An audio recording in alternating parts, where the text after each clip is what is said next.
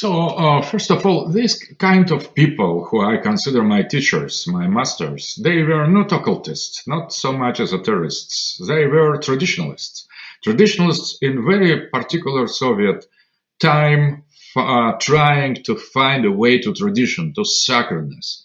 In the situation of the late Soviet period where nothing existed. There was the kind of very special historic experience that I had as well in my youth, that you live in the void. You live in absolutely void. There is nothing.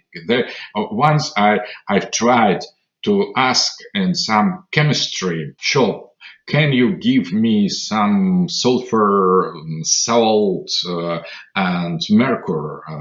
I would like to make a kind of optimistic experience.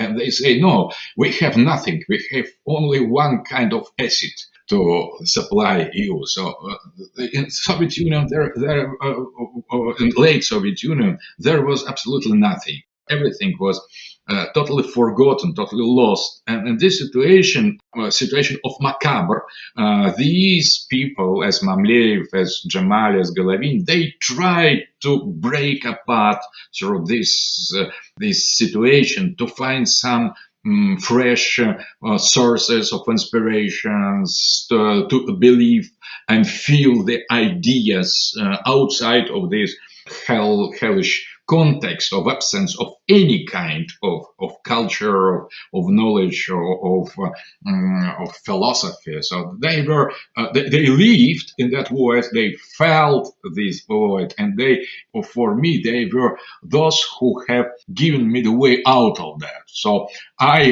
but in my personal experience, first, I was converted into traditionalism of Guénonian type. So I became traditionalist, and in the second half of the 80s, I have entered in the Orthodox Church, where I was baptized as a child. So I have rediscovered my Christianity, and from that point, I've never changed my mind. So, and I didn't abandon traditionalism. I'm totally traditionalist. I follow René Guénon in my line. I reject Western modernity. I praise sacred tradition, but in my own personal decision, my tradition coincides absolutely and totally with Christian Orthodox Church. So what this church regards to be true, I agree absolutely. If somehow I don't coincide with that, it is my fault. I recognize immediately that is my mistake, and I try to improve the position. So personally, my personal attitude is attitude and practice and doctrine and teaching. The only teaching that I have, that is Christian Orthodox tradition. But at the same time, I got a deep respect to the sacred traditions of other people.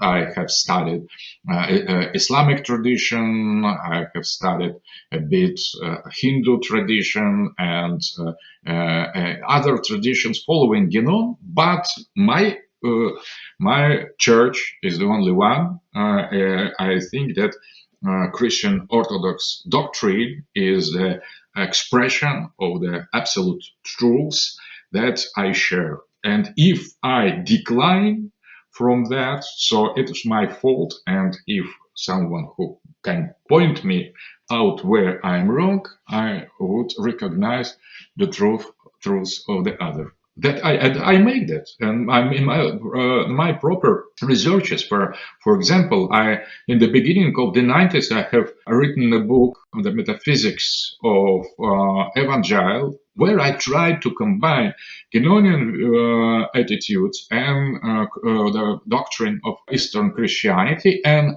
in every point where I have encountered the contradiction, I took the part of the judge against Guénon, for example, in his Nestorian Islamic Christology in another point. So I am always on the side of the Christianity. I studied the other tradition as well, some systems of beliefs of Western mystics. There are some interesting aspects of that, but one thing is to explore something, and the other thing is totally other thing is your own beliefs. Yes.